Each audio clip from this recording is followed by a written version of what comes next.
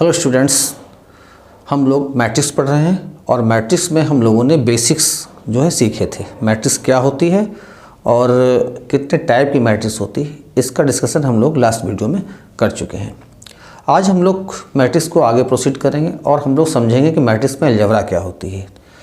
Algebra का मतलब है ऑपरेशन कौन कौन से हम लोग कर सकते हैं। जैसे मैथमेटिक्स में हम लोग एडिशन, सब्सट्रैक्शन, मल्टीप्लिकेशन और डिवीज़न करते हैं, तो मैट्रिक्स में इन ऑपरेशंस को किस तरीके से किया जाता है और इनके अलावा और कौन कौन से ऑपरेशन मैट्रिक्स में काम करते हैं। तो सबसे पहले इसके लिए हमें दो प्रकार की मैट्रिक्स पढ़नी है। एक तो कंपेरेबल मैट्रिक्स और दूसरा कॉन्फॉर्मेबल मैट्रिक्स। ये क्या होती हैं, इनको हमें समझना है। जैसा कि हम लोग जानते हैं कि अगर हमारे पास कोई एक मैट्रिक्स ए है, AIJ is equal to M into N। ये M होता है नंबर ऑफ रोज और N होता है नंबर ऑफ कॉलम्स। इस M और N को एक साथ मिला देते हैं तो इसे हम कहते हैं order of matrix. Order of matrix. और ये AIJ क्या होता है? AIJ होता है ijth element of matrix A। इस A मैट्रिक्स का ij पोजीशन पर एलिमेंट।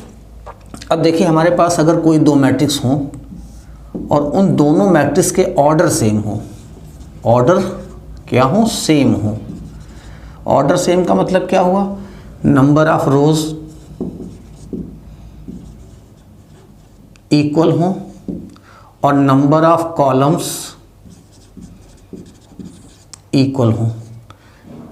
इसका मतलब ये हुआ, if we are having two matrices having the same order, that means their number of rows and the number of columns are separately equal, such matrices are called comparable matrices. तो ऐसी कोई भी दो matrix जिनकी पहले के number of रो दूसरे के नंबर ऑफ रो के इक्वल हो और पहले के नंबर ऑफ कॉलम दूसरे के नंबर ऑफ कॉलम के इक्वल हो, तो हम उन दोनों मैट्रिक्स को कहेंगे कंपेरेबल मैट्रिसेस। जैसे एग्जाम्पल के तौर पे हमने एक मैट्रिक्स यहाँ ले ली, A is equal to AIJ M into N और B इज इक्वल टू लिख दिया BIJ P इंटू Q। अब ये दोनों मैट्रिक्स कंपेरेबल कब होंगी? जब M की वैल्यू P के इक्वल हो जाए। If M is equal to P means number of rows are equal. M यहाँ नंबर ऑफ रो है, यहाँ पे P नंबर ऑफ रो है, ये दोनों इक्वल हो जाए। और N यहाँ नंबर ऑफ कॉलम है और नंबर ऑफ कॉलम यहाँ Q है, ये दोनों भी इक्वल हो जाए। तो number of row is equal to number of row और number of column is equal to number of column. इसका मतलब हो गया है कि पहले वाले का ऑर्डर और दूसरे वाले का जो ऑर्डर है वो क्या है? सेम है। इसका ऑर्डर और ये दोनों। तो अगर कोई दो मैट्रिक्स हो जिनके ऑर्डर सेम हों, ऑर्डर क्या हो? सेम हो, ORDER, ऑर्डर सेम हो, तो हम कह देंगे कि ये दोनों मैट्रिक्स कंपेरेबल हैं। तो यहाँ पर A और B का ऑर्डर अगर सेम हो जाता है, ये कंडीशन होल्ड करती है, तो हम कहेंगे कि A and B are comparable matrix.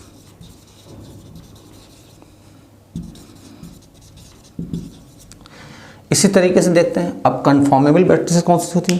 तो इस अगर हमारे पास कोई दो मैट्रिक्स हैं तो फर्स्ट मैट्रिक्स में number of columns is equal to second matrix में क्या हो? Number of rows. तो number of columns in the first matrix is equal to the number of rows in the second matrix. अगर ऐसा हो जाए तो दोनों मैट्रिक्स कहलाती हैं कन्फॉर्मेबल मैट्रिसेस। तो जैसे अगर हमारे पास यहाँ इन A और B की बात करें तो यहाँ पे नंबर ऑफ कॉलम फर्स्ट में है N और नंबर ऑफ रोज सेकंड में है P।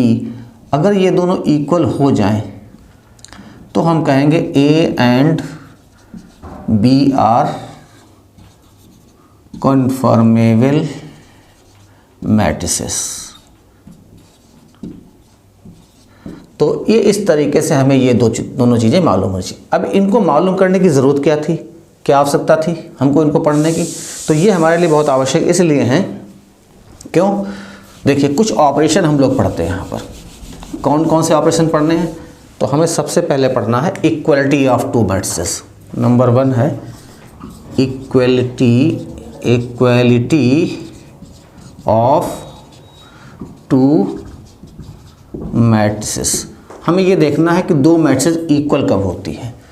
तो कोई दो मैट्रिसेस इक्वल तभी होती हैं जब उनके पास दो कंडीशन हो। फर्स्ट कंडीशन क्या हो? पहली कंडीशन है कि उनके ऑर्डर सेम हो, अर्थात वो क्या हो? कंपैरेबल हो, कंपैरेबल मैट्रिसेस। वो दोनों मैट्रिसेस इक्वल कब होंगी? जब नंबर 1 कंपैरेबल हो और number 2 corresponding elements are equal. तो जैसे हमारे पास अभी दो मैट्रिक्स थी ए और बी। ए का था a i j m into n and B is equal to b I j m into n. तो देखिए इनके ऑर्डर दोनों के सेम है, यहाँ पर भी एम एन है और यहाँ पर भी एम एन है। तो जब ऑर्डर सेम हो जाएगा तो दोनों मैट्रिक्स कैसी हो जाएंगी? कंपैरेबल मैट्रिक्स हो जाएंगी। अब अगर इनके करस्पॉन्डिंग एलिमेंट भी इक्वल हो जाएं, इसका मतलब है a i j is equal to b I j. अब ये भी अगर इक्वल हो जाए for all i and j's, सभी आई और जे की वैल्यूज़ के लिए इनके करस्पॉन्डिंग एलिमेंट भी इक्वल हो जाएं, तो ए और बी को हम कहेंगे इक्वल मैट्रिक्स। तो यहाँ पर डिफाइन करना पड़ेगा कि दो मैट्रिक्स इक्वल कब होती हैं। तो हम कैसे डिफाइन करेंगे? Two matrix are said to be equal if they are comparable matrix and their corresponding elements are equal. तो पहली चीज़ हमारी ये हो गई। दूसरी चीज़ हमें एक और ऑपरेशन देखना है, जिसके लिए हम क्या करते हैं, जो सेकंड ऑपरेशन है वो हमारे पास है एडिशन और सब्सट्रैक्शन ऑफ टू मैट्रिसेस। बच्चों जैसे हम लोग मैथमेटिक्स में पढ़ते हैं कि कोई भी दो नंबर हों उनको हम ऐड कर सकते हैं, उनको हम सब्ट्रैक्ट कर सकते हैं। तो क्या मैट्रिक्स में भी ऐसा होता है कि कोई भी दो मैट्रिक्स हों हम उनको ऐड कर सकते हैं?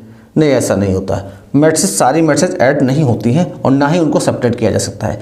तो इसके लिए कंडीशन क्या है? इसके लिए हमारे पास कंडीशन क्या है? कौन सी कंडीशन होगी कि जब दो मैट्रिक्स को हम ऐड कर सकते हैं? तो ये कंडीशन है कंपैरेबल। अगर दो मैट्रिसेस हमारी कंपैरेबल हैं, ठीक है, कंपैरेबल मैट्रिसेस हैं, तो हम उनको क्या कर सकते हैं?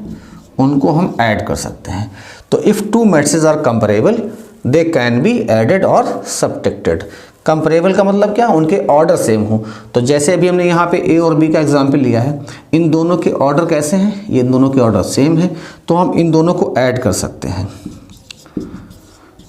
कोई भी दो मैट्रिसेस ऐड नहीं होती हैं। ऐड करने से पहले हमें उनको देखना पड़ता है कि उनके ऑर्डर कैसे हैं। तो अगर उनके ऑर्डर सेम हैं ये, तो हम इन दोनों को ऐड कर सकते हैं। ऐड कैसे करेंगे? इनके करस्पॉन्डिंग एलिमेंट्स को ऐड किया जाता है। तो यहाँ पर आ जाता है a i J plus B I J. तो एडिशन ऑफ टू मैट्रिसेस कब पॉसिबल होता है? Whenever their orders are same, orders are equal. और जब ऑर्डर इक्वल होंगे तो हम उनको ऐड कैसे करेंगे? उनके करस्पॉन्डिंग एलिमेंट्स को ऐड करेंगे। ये क्या है? This is addition of corresponding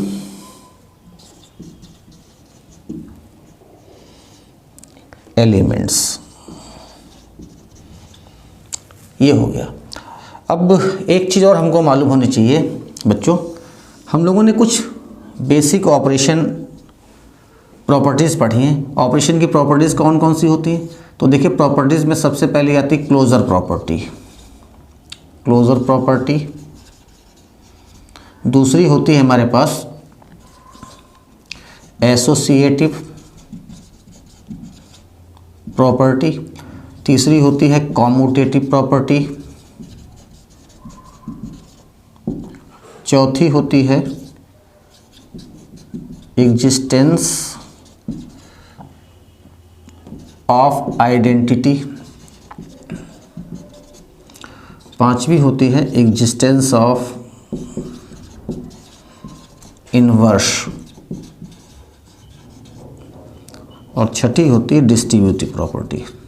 distributive property. ये प्रॉपर्टीज़ होती है नंबर सिस्टम में, हम लोगों ने प्रॉपर्टीज़ को लोअर क्लासेस में भी पढ़ा होगा। अब यहाँ पर हम लोग देखते हैं, अगर हमारे पास कोई दो मैट्रिसेस कंपेरेबल हैं, यहाँ पर हम लोग लिख देते हैं if two matrices are comparable. अगर ये कंपेरेबल हैं तो इसमें से कौन कौन सी प्रॉपर्टी होल्ड करेगी?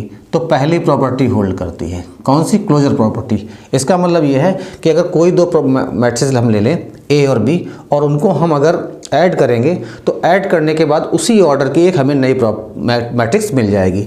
तो addition of two matrices is always hold the closure property whenever the matrices are comparable.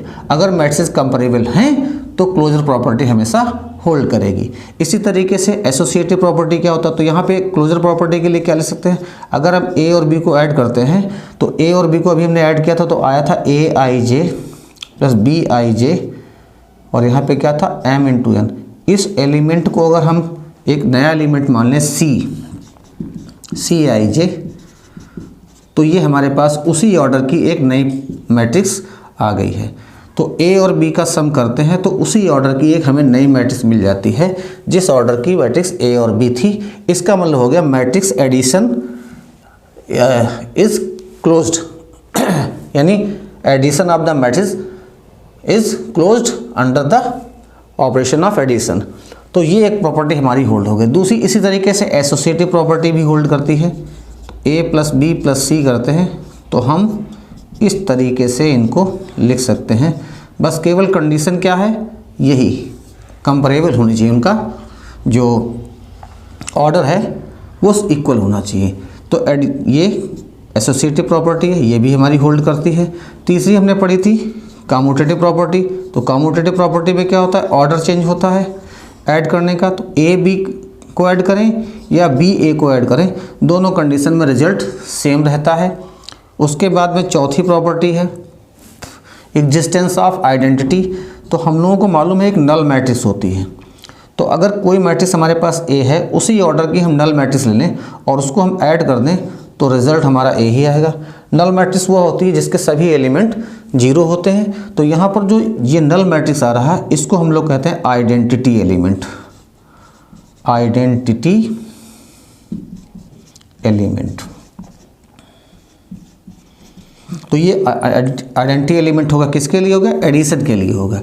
और इसी तरीके से एक प्रॉपर्टी हमने पढ़ी है जिसको हम लोग कहते हैं एग्जिस्टेंस ऑफ इनवर्स।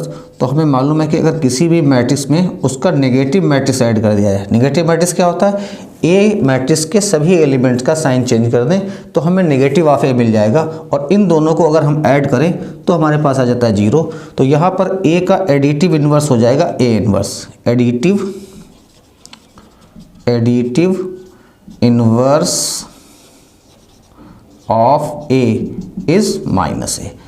तो ए का एडिटिव इनवर्स माइनस ए हो गया और माइनस ए का एडिटिव इनवर्स हो जाएगा ए। और लास्ट में हमने पढ़ा डिस्ट्रीब्यूटिव प्रॉपर्टी। तो ये हम लोग स्केलर मल्टीप्लिकेशन में सीख चुके हैं कि अगर हमारे पास कोई एक मैट्रिक्स ए है और उस पर हम किसी स्केलर को डिस्ट्रीब्यूट करते हैं तो वो lambda A plus mu A हो जाता है। और इसी को दूसरे तरीके से देखते हैं कि अगर हमारे पास कोई एक स्केलर है और दो कंपेरेबल मैट्रिसेस ए और बी हैं तो ये हमारा जो लैम्डा है इन दोनों मैट्रिक्स के ऊपर एडिशन के लिए डिस्ट्रीब्यूट हो जाता है। तो lambda A plus lambda B, तो यहाँ पे lambda is distributed over the addition of the matrices. तो ये जो प्रॉपर्टीज़ हमने पढ़ी ये सभी प्रॉपर्टीज़ हमारी एडिशन के लिए काम करती हैं। आइए अब मल्टीप्लिकेशन सीख लेते हैं। Product of two matrices. बच्चों देखिए हम लोग यहाँ पे सीख लेते हैं प्रोडक्ट ऑफ टू मैट्रिसेस। तो एक ऑपरेशन हमने सीखा इक्वलिटी ऑफ मैट्रिसेस, उसके बाद में एडिशन और सब्सट्रैक्शन। तो एडिशन और सब्सट्रैक्शन के लिए ज़रूरी है कि दोनों मैट्रिसेस कंपेरेबल हों, अर्थात उनके ऑर्डर्स इक्वल हों। अब हमारे पास आता है प्रोडक्ट ऑफ टू मैट्रिसेस। तो कोई भी दो मैट्रिक्स अगर हमें मिल जाएं तो क्या उनका प्रोडक्ट हो जाएगा? इसके लिए हमें क्या करना पड़ेगा, हमें देखना पड़ेगा कि पहले ये मैट्रिसेस हमारी कन्फर्मेबल मैट्रिसेस हैं या नहीं है।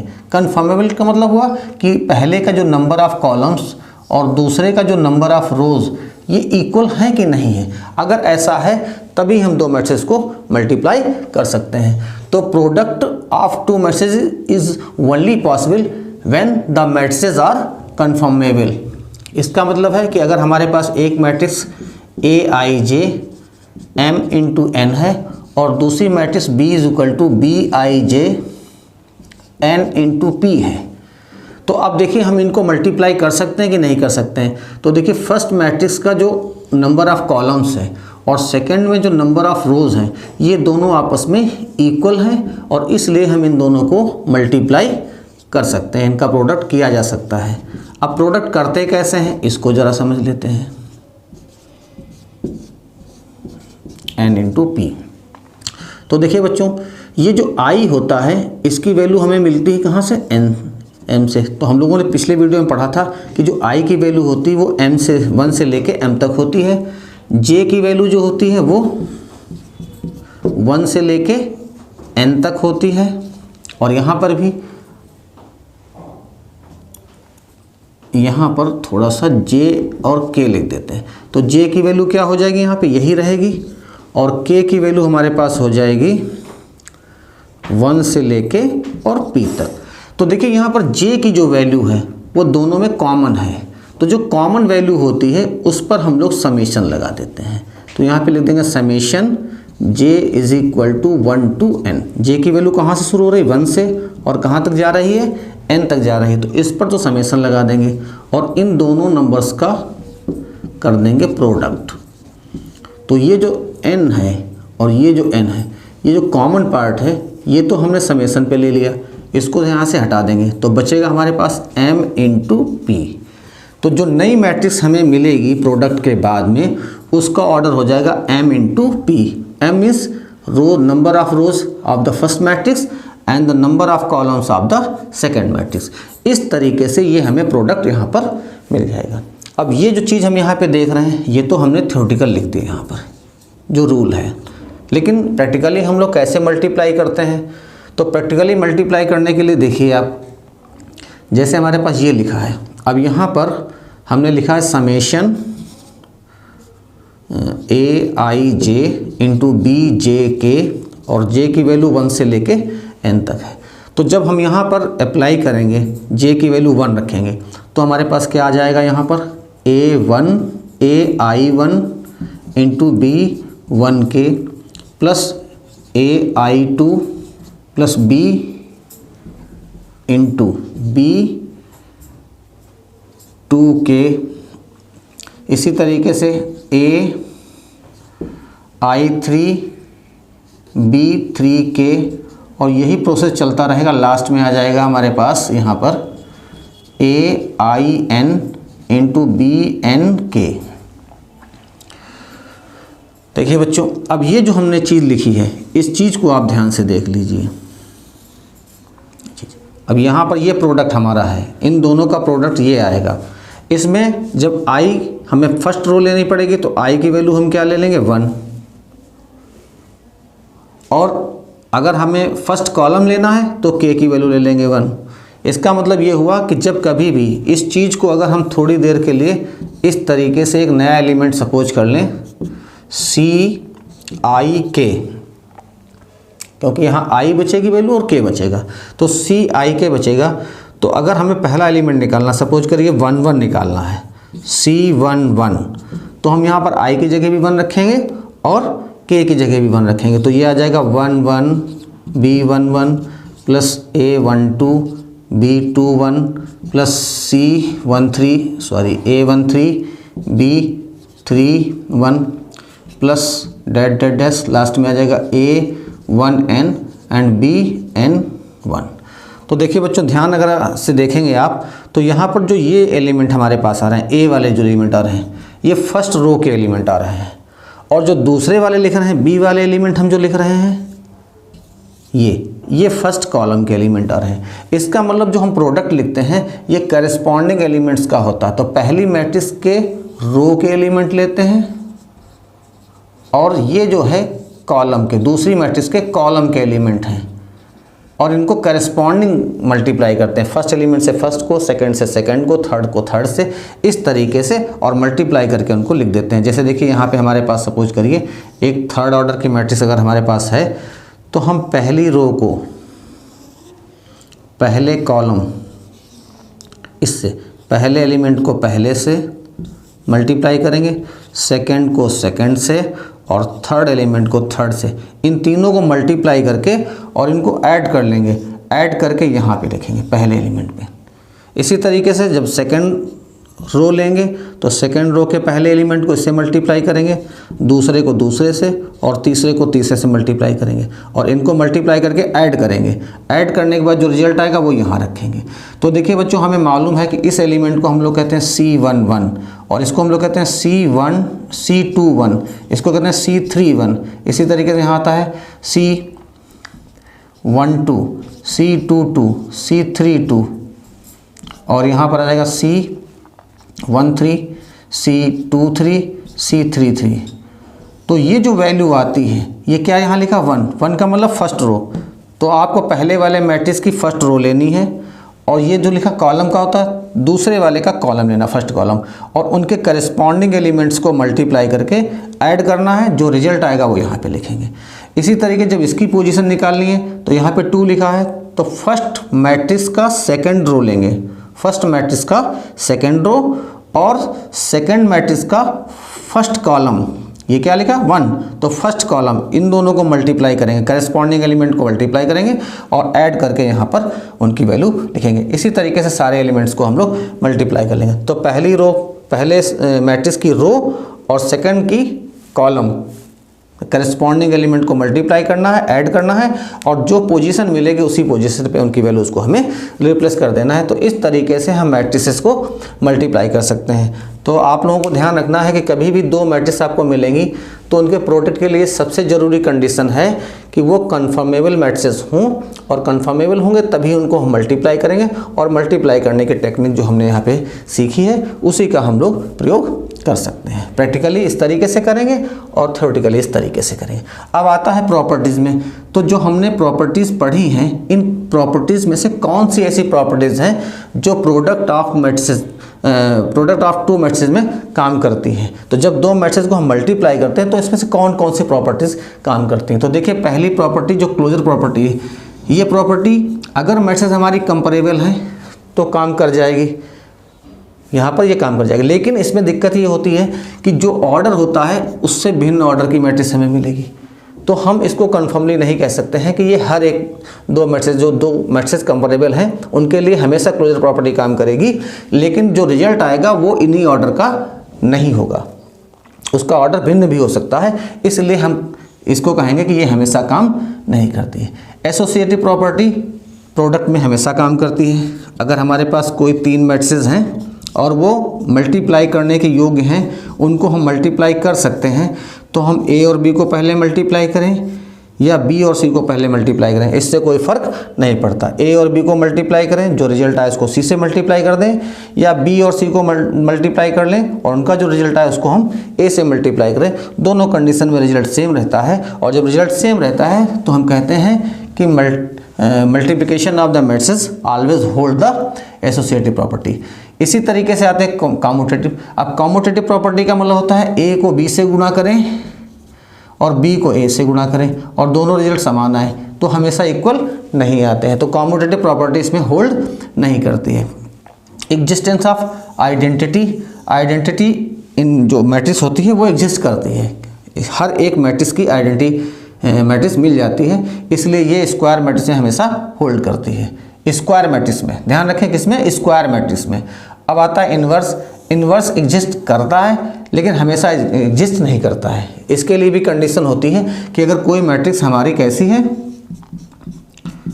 इस तरीके से नॉन सिंगुलर मैट्रिक्स है, तो उसका इन्वर्स एग्जिस्ट करेगा, अदरवाइज उसका इन्वर्स एग्जिस्ट नहीं करता है। अगले चैप्टर में हम लोग पढ़ेंगे जब कई प्रकार से हम लोग इसके इन्वर्स निकालना सीखेंगे। हाँ, डिस्ट्रीब्यूटिव प्रॉपर्टी जरूर होल्ड करती है। अगर हमारे पास एक मैट्रिक्स ए है और दो मैट्रिक्स और दे रखी बी और सी, और इनके ऑर्डर इस तरीके से हैं कि हम इन दोनों को ऐड करके इससे मल्टीप्लाई कर सकते हैं, तो फिर यहाँ पर ए इंटू बी हो जाएगा और प्लस ए इंटू सी हो जाएगा। ऐसे ही कंडीशन में जो रिजल्ट मिलेगा वो हमारा दोनों साइड का इक्वल होगा। तो डिस्ट्रीब्यूटिव प्रॉपर्टी और एसोसिएटिव प्रॉपर्टी ये बिल्कुल सर्टेनली होल्ड करती हैं प्रोडक्ट ऑफ टू मैट्रिसेस में, लेकिन बाकी जो प्रॉपर्टीज हैं उनके लिए कंडीशन है, अलग अलग कंडीशन पे होल्ड करती हैं, हमेशा होल्ड नहीं करती हैं। तो ये कुछ हम लोग पढ़ रहे थे प्रोडक्ट ऑफ टू मैट्रिसेस का और उनके ऑपरेशन का, उनको किस तरीके से करेंगे, उनकी क्या क्या प्रॉपर्टीज़ हैं, उसको हम लोगों ने अभी डिस्कस किया। अगले वीडियो में हम लोग ट्रांसपोज ऑफ टू मैट्रिक्स के बारे में डिस्कस करेंगे कि किसी भी मैट्रिक्स को ट्रांसपोज कैसे करते हैं और ट्रांसपोज करने के बाद में उससे कौन कौन से नई प्रॉपर्टीज़ उसके अंदर क्रिएट हो जाती हैं। एक बात और छूट गई, वो मैं जल्दी से बता देता हूँ आपको कि अगर हमारे पास कोई एक मैट्रिक्स है, वो प्रोडक्ट से रिलेटेड है इसलिए बता देना यहाँ पर ठीक रहेगा। अगर हमारे पास कोई एक मैट्रिक्स ए है, स्क्वायर मैट्रिक्स ए, कैसी मैट्रिक्स है? स्क्वायर मैट्रिक्स ए है, और अगर हम इसका स्क्वायर करें और ये ए के बराबर आ जाए, square of square matrix is equal to the itself the matrix. तो अगर ऐसी कोई मैट्रिक्स है तो हम इस मैट्रिक्स को कहते हैं एडेम्पोटेंट मैट्रिक्स। इस मैट्रिक्स को क्या कहा जाएगा? एडेम्पोटेंट मैट्रिक्स। इसी तरीके से अगर ए स्क्वायर इज इक्वल टू आई आ जाए, आई क्या होता है? आई होता है आइडेंटिटी मैट्रिक्स, तो इसको हम लोग कहते हैं इन्वोल्यूटरी मैट्रिक्स। और एक चीज़ और हमारे पास लास्ट में है, अगर A raise to n is equal to null matrix आ जाए तो हम ए की इतनी पावर लगाएं कि ये क्या बन जाए? नल मैट्रिक्स बन जाए। यहाँ पर n क्या है? n है स्मॉलेस्ट लीस्ट पॉजिटिव इंटीजर। तो for any least positive integer when a raise to n is equal to 0 then this is called nilpotent